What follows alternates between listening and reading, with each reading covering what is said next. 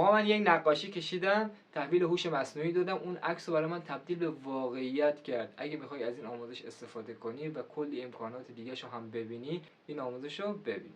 وارد سایت اوپن آرت بشید، گزینه اول رو بزنید، همچین داشبوردی رو براتون میاره. من زبانش انگلیسی به فارسی تبدیل میکنم که شما هم راحت تر باشید. رفقا حتما ثبت نام انجام بدید. برای هر سایت هوش مصنوعی شما نیاز به ثبت نام دارید. از این گوشه انتخاب کنید و جیمیلتون رو وارد کنید. میایم پایین تر، ببینید این داشبوردش خیلی امکانات خوبی داره.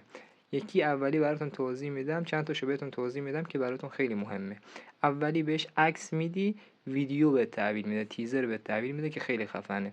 دومی بهش عکس بی کیفیت بده، با کیفیت میکنه برات که اینم خیلی جالبه، حتما امتحان کنید.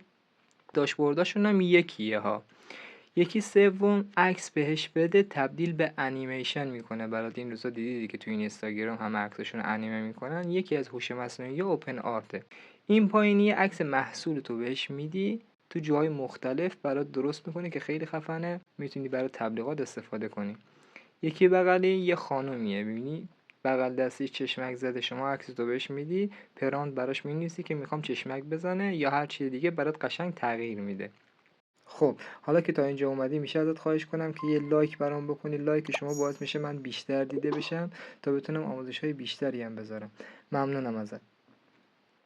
یکی بعدی خیلی خفن تره. ببین شما یه عکسی داری، هممون یه عکسی داریم که برش خورده و نیاز به مثلا بگی کنارهاشو میخوام اضاف کنم، بالاشو میخوام اضاف کنم، کجش کنم، رازش کنم، که اونم خیلی خفنه. این پایینا رو میبینی شما، این عکساییه که مردم ساختن با پرامپت‌های خیلی مختلفی. شما میتونی عکس‌ها رو نگاه کنی، ببینی چه قدرتی داره این هوش مصنوعی. اگه بخوای پرامپتشون هم از پرامپتش استفاده بکنی، یک دونه از عکس‌ها رو باز کن. ببین این گوشه برات میاره که از چه پرامپتی استفاده کرده. این سایت به فیلتر شکن هم نیاز نداره، ولی خب اگه فیلتر شکن داشته باشین باز بهتره. ما با این قسمت کار داریم، وارد میشیم. ببین این قسمت فوق‌العاده جذابه، همونیه که تو در موردش اومدی وارد شدی و داری کلیپ رو میبینی. بهش نقاشی تحویل بده، عکس بهت تحویل میده، خیلی خفنه. ببین اینجا خودش داره توضیح میده چه مدل هایی داره، چه امکاناتی داره. به درد دیزاینرها هم میخوره. عکس خونه براش بکش، تبدیل به واقعیت میکنه برات که همچین نقاشی تبدیل به این میشه. خیلی خفنه. حالا ما میتونیم از این قسمت کنار مشخصاتش هم ببینید که چه کار میتونه بکنه. گزینه اول که میتونی عکس تو انتخاب کنی، چی میخوای. پایین نمونه داره، ببینید نقاشی، یکی کت، یکی دیزاین خونه است، یکی این خانومه، یکی این عکس پسر بچه است که به صورت نقاشیه. حالا ما یک دونش رو میتونیم انتخاب کنیم که چی مثلا میخوایم بسازیم. من این آقا پسر رو انتخاب میکنم. خب از اینجا یکم میایم پایین تر. از این گزینه شما میتونید پرامپت بنویسی، وارد چت جی پی تی بشین و یه پرامپت که دوست داری چه تغییراتی داشته باشه این عکس. گزینه پایینش نشون میده که عکس رو به چه سبکی میخوای پیش‌فرض باشه، یعنی خودت حدس بزن هر چی که بهتر بود، انیمیشن باشه، واقعی باشه، که اون سبک متفاوته و سلیقه‌ای، هر کدوم دوست داشتی میتونی استفاده کنی. پایین رنگ بندی داره، شما چه رنگی میخوای که من استفاده نمیکنم. پایین ترش یه نوع آپلود داره که شما باید مثلا یه عکس بهش بدین، باید که نه، یه عکس بهش بدین بگین شبیه این میخواین، برای همون برات مثل همون میسازه که نیازی هم نداره. پایین تر که میاین میگه 2 تا بسازم، 3 تا بسازم، که یک دونه بیشتر نیاز نیست. ایجاد کنید رو میزنید، ثبت میکنیم بسازه. من به پرام دستور داده بودم که یه پسر بچه‌ای تو طبیعت، کنارش هم پرنده باشه.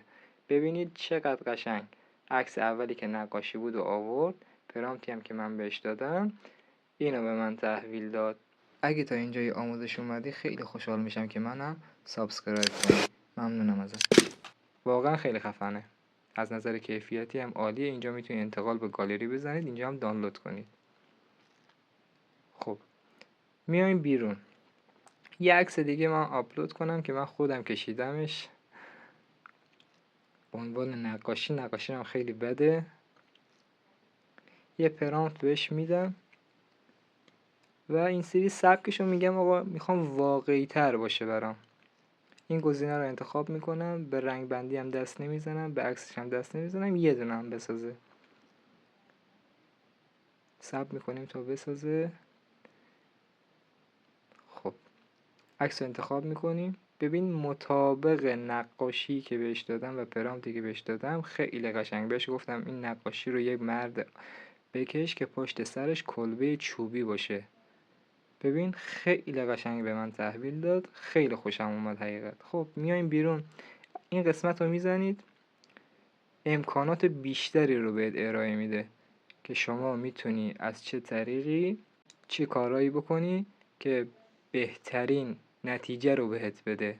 برید استفاده کنید. این قسمت این پایین مثلا شما یه عکس حیوان میدی، کنارش هم یه خرگوش میدی، اسم این حالا من یادم رفته چیه، بهش تحویل میدی و یه عکس خوب تحویل میگیری. تا آموزش بعدی، یا علی مدد.